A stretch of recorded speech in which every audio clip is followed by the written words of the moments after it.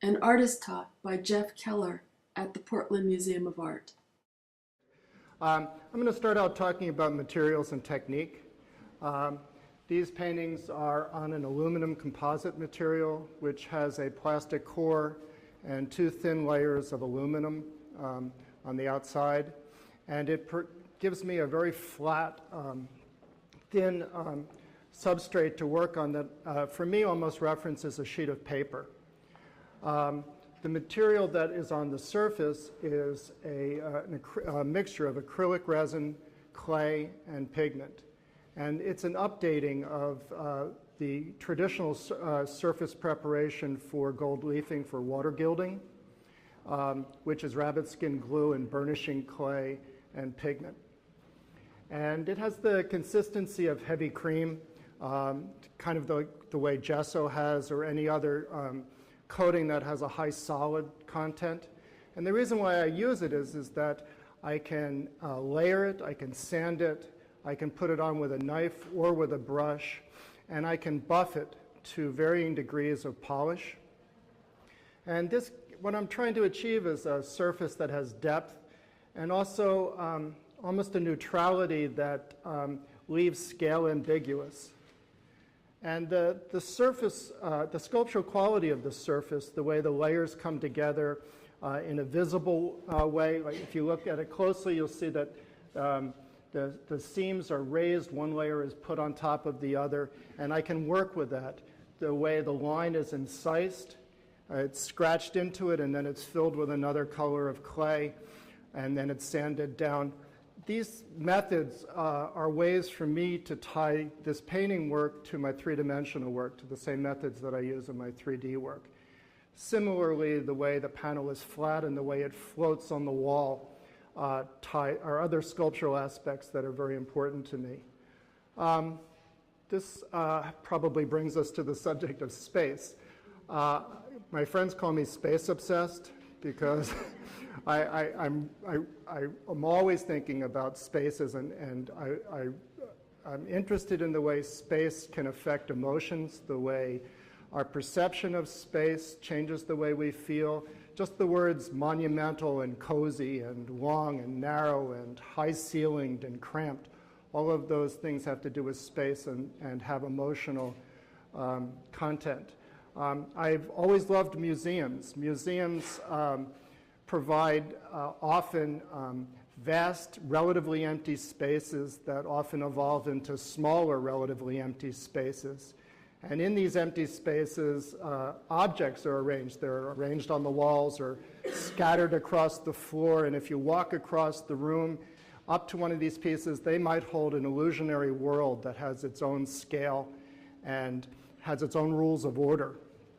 And this, it makes me think, one time I went to the Barnes Foundation in Philadelphia, and I walked into a small room, and there was a door in this room, and on the back of the door there was an object hanging.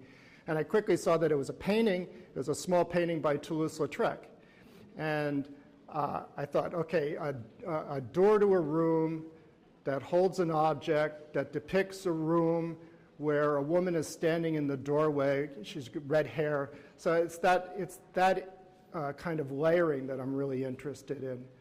The way the painting is held away from the wall, while it alludes to an imaginary space, it's not presented the way a painting with a frame, traditional frame around it, which would be almost an incision into the wall like a window. This is much more self-conscious artifice. I'm trying to present something that is evident in its artifice. The illusion is in this painting, like if you're across the gallery all the way in that corner and you looked at this painting, I think it would be very obvious that there's this white plane that is receding in perspective in this orange space. And then when you're closer, you can see that on this white plane, there's a more complicated spatial illusion created by the two drawn lines. And the illusions are not for cleverness the way maybe in Escher's drawing of a hand drawing, drawing of a hand. It's not that, but it is self-conscious in that the subject of it is the power of art to create illusion. When you're trying to locate yourself geographically. People talk about triangulation. 2 points form a line, 3 points place that line in space. In a similar way, I think that the 2 dimensions of this painting, the flatness of it, connect with the viewer by extending the imaginary space into the real space of the gallery and put the viewer into that space. And this created space, the illusion that's created only works as much as the viewer is willing to participate in the creation of the illusion. So for me, that this can expand to include to the viewer. People say that this work is very tidy often, it's very neat and clean. And the way I feel about it is that depends on what you bring to the work. Because you're in this work, we're all in this work right now. You may be hanging in a fairly tidy gallery. In a way, it's like when the sun comes in a room and the only thing you see is the way the sun is hitting the floor, and you don't really see the pile of things that are left over in the corner. You're just looking at the sun on the floor. That's what I'm attempting to do. And I think Barnett Newman said that more eloquently than I'm saying this, that when he wanted people who stood in front of his paintings to feel more conscious of themselves and their place in the world when they do that. And that's what I'm after. For me, it's pure pleasure. You know how you can draw 2 squares and connect the 2 squares with diagonal lines, kind of isometric progression, and you suddenly have a 3-dimensional figure? That is what I'm interested in.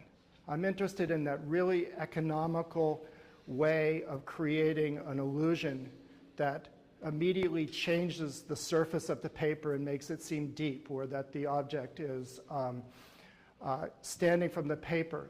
I don't know if you remember that I did an exhibition here in 1995 where I filled this gallery with cubes, little tiny 4-inch cubes, and it was called 43 Places in 43 Days.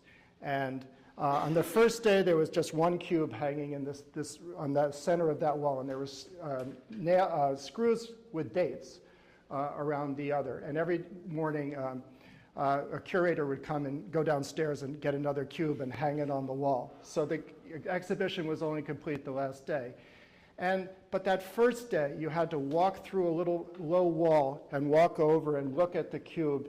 And inside the cube were some of them are more abstract, but lots of them had pretty strong, realistic clues, like staircase or a window, so that they would look like space.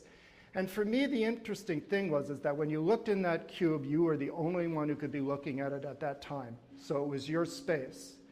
But what I wanted was the casting of your imagination from standing in the gallery to the cube back to yourself. I wasn't so interested in making a cube that you could walk into, because that would be something else. And both of these paintings are really trying for the same thing. It's so that you can cast out into the painting.